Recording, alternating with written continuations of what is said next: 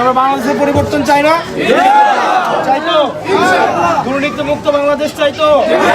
চাঁদাবাজ মুক্ত বাংলাদেশ চাই? আমরা চাই কিনা যে আমাদের সন্তানরা পাশ করে একটা স্বাধীন কর্ম কমিশনের মাধ্যমে চাকরি পায়, সেটা চাই কিনা? আমরা কি এমন বাংলাদেশ চাই যে বাংলাদেশের রাষ্ট্রপতি প্রধানমন্ত্রীর পায়ে ধরে সালাম করে অনুমতি নিয়ে রাষ্ট্রপতি হবে? এমন এবারের ভোট হবে কোনটা, হ্যাঁ না না? আমাদের প্রথম ভোটও খেয়া ভোটের পক্ষে। আপনারা ভালো থাকবেন, সুস্থ থাকবেন।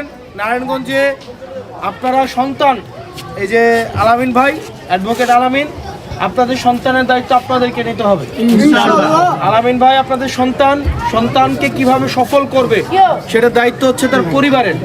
এটা নিয়ে চিন্তা করবে তার পরিবার না? এটা কি সন্তান কি এটা নিয়ে দায়িত্ব?